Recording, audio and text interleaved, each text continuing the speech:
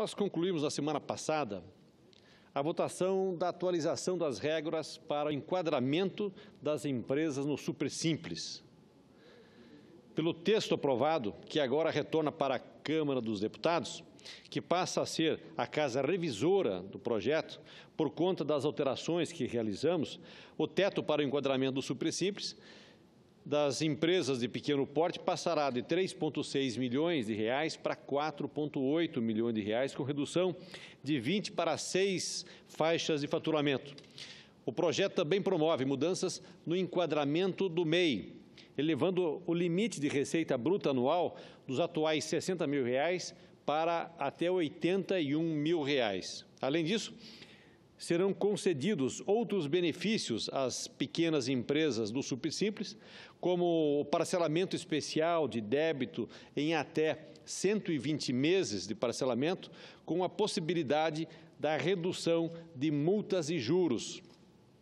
Algumas atividades que estavam fora do Supersimples também poderão aderir a partir da aprovação e da sanção do Presidente da República, como as vinícolas, as microcervejarias, consultórios odontológicos, clínicas médicas e os microempreendedores rurais, o que é um avanço muito grande e muito positivo para a agricultura brasileira. Enfim, o projeto se pauta na simplificação da burocracia, a redução da tributação e no incentivo ao emprego e geração de renda. Portanto, agora vamos acompanhar o trabalho da Câmara dos Deputados e solicitamos que seja apreciado em regime de urgência,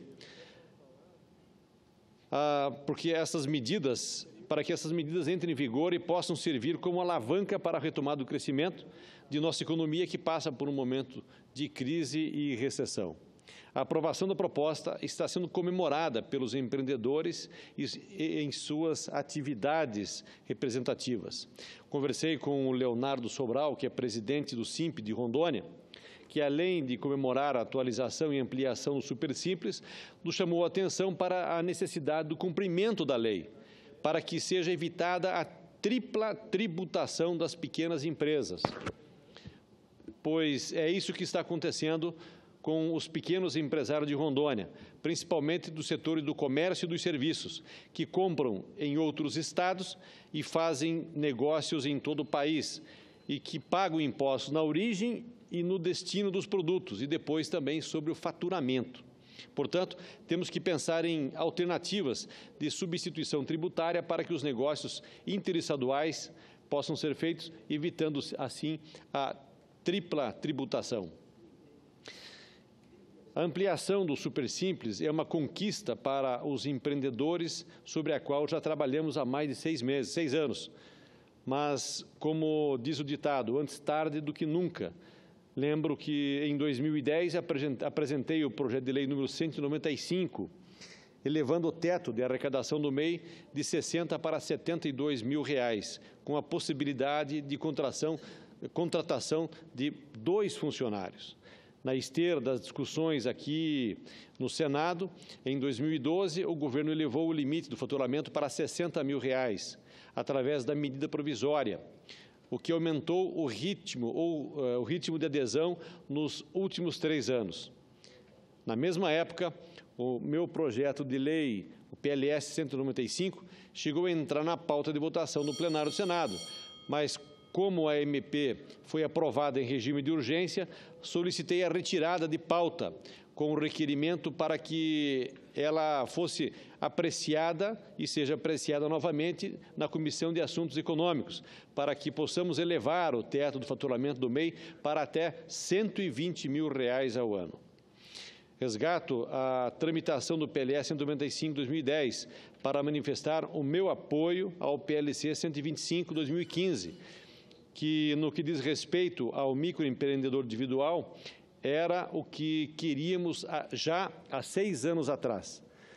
A economia, o fortalecimento do empreendedor individual e das microempresas brasileiras.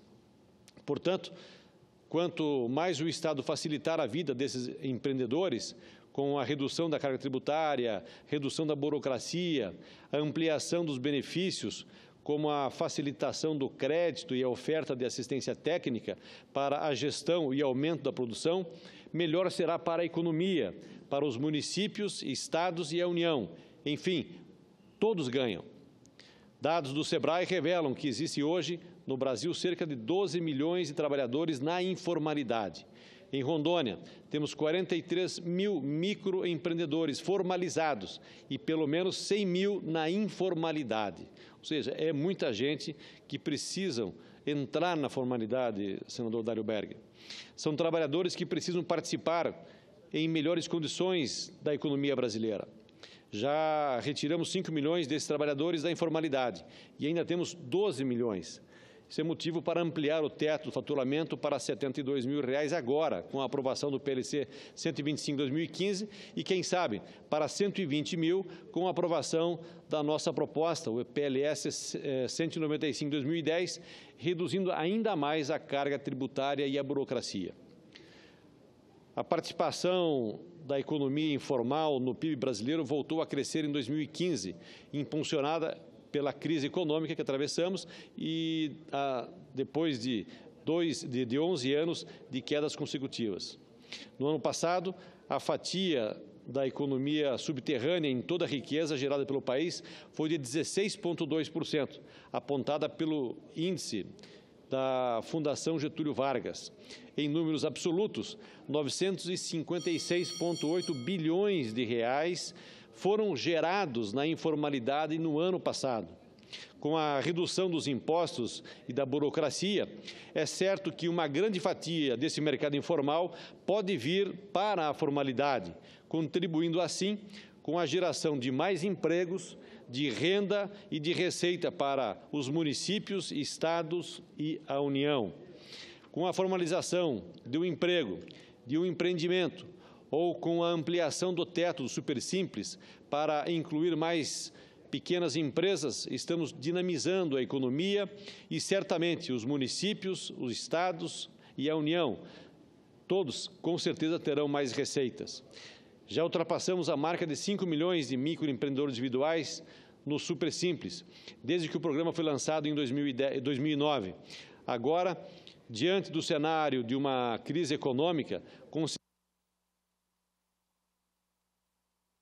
considerando que muitos desempregados estão abrindo o próprio negócio e considerando também o aperfeiçoamento do sistema através da aprovação do PLC 125/2015, a previsão é de uma adesão ainda maior do Supersimples, criando um cenário econômico dinâmico, com inclusão social e aperfeiçoamento de nossas empresas. Entendo que, no momento em que o Brasil enfrenta dificuldades financeiras, essa será uma boa medida para estimular a formalização de pequenas empresas individuais e aquecer a nossa economia. Falo será porque ela voltou para a Câmara e precisa da aprovação da Câmara e da sanção presidencial. A proposta é fundamental para a retomada do crescimento da economia e a geração de emprego no país, pois milhares de empresas que hoje são consideradas de médio porte terão os benefícios de redução de carga tributária e a simplificação da burocracia contábil. Com essa medida, estamos estimulando o investimento dos empresários na ampliação da atividade produtiva, comercial e de serviços, e com isso, gerando milhares de novos empregos, o que certamente terá um reflexo positivo em toda a economia nacional. Será bom para o Brasil e certamente para todos os brasileiros.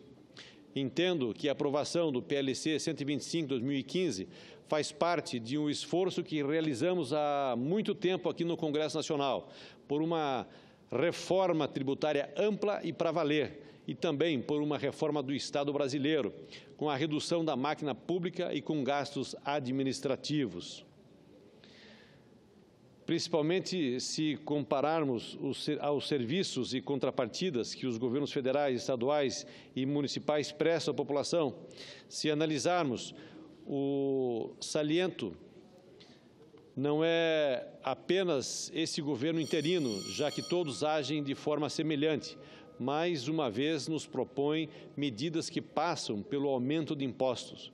O governo enfrenta o clássico problema de ter poucas receitas para muitas despesas e me parece que há também uma crise de criatividade na busca de soluções para a economia brasileira. Há tempos, venho investigando formas de aumentar a receita do governo sem criar novos impostos, o que realmente é difícil. Mas, como relator de receitas do Orçamento 2016, apresentei algumas medidas que, infelizmente, não foram bem compreendidas e talvez por isso não foram acatadas. Tenho centrado o foco em medidas que sejam boas para o governo, mas que também sejam boas para o cidadão, que tragam benefícios para toda a sociedade.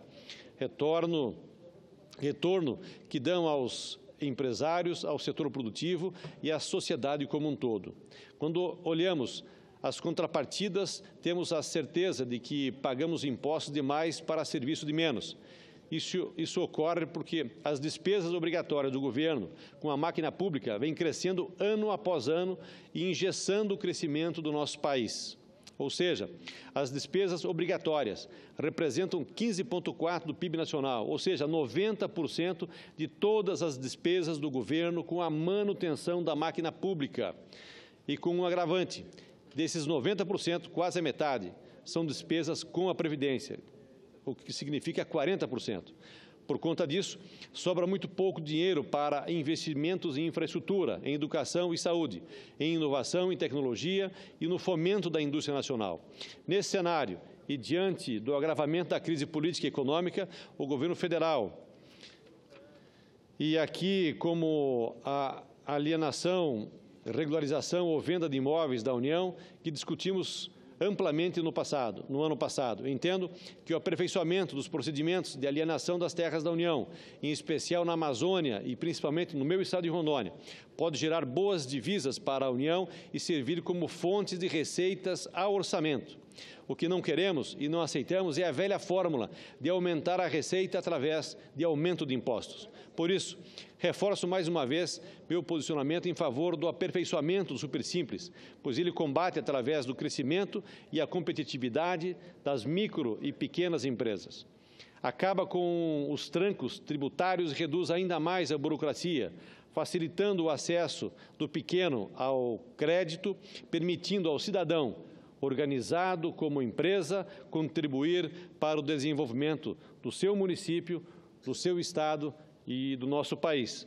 Eu entendo que através de trazer essas pessoas para a formalidade, nós temos a possibilidade de aumentar a receita do nosso país e dando uma segurança jurídica para essas pessoas que trabalham na informalidade. Não é aumentando impostos que nós vamos conseguir aumentar a receita do nosso país. É através do fomento da indústria, do fomento de novos empregos, é que nós podemos atravessar esse momento de crise.